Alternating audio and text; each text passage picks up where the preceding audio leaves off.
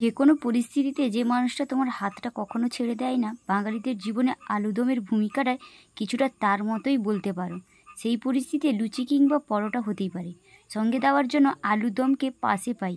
যাই হোক, প্রথমে আলুগুলিকে সেদ্ধ করে নিয়ে কেটে ধুয়ে পরিষ্কার করে নিয়েছি। এরপর আলুগুলিকে সেদ্ধ করে ছাড়িয়ে নিয়েছি। এরপর কড়াইতে সামান্য তেল দিয়ে বিভিন্ন ধরনের মশলা, কাজু বাদাম এবং আগে থেকে নুন, হলুদ এছাড়াও লঙ্কার গুঁড়ো দিয়ে ভালো করে মশলাটিকে কষিয়ে নেব। কষিয়ে নেওয়ার পর মশলার গা থেকে যে তেল বেরোলেই আগে থেকে কেটে রাখা সিদ্ধ করা আলু দিয়ে ভালো করে কষিয়ে নিয়েছি। কষানো হয়ে গেলে সামান্য জল অ্যাড করেই ফুটে এলে আলুদমটা প্রায় হয়ে যাবে। হয়ে এসছে আলুদমটা। এরপর আমি তার সঙ্গে কয়েকটা পরোটা এবং আলুদমকে বাটির মধ্যে নিয়ে নিয়েছি। বাটির মধ্যে নিয়ে এবার দেখব একটু খেয়ে কেমন হয়েছে। এরপর আলুদম এবং পরোটাকে মুখের মধ্যে নিয়ে দেখলাম খুব অসাধারণ এক রেসিপি।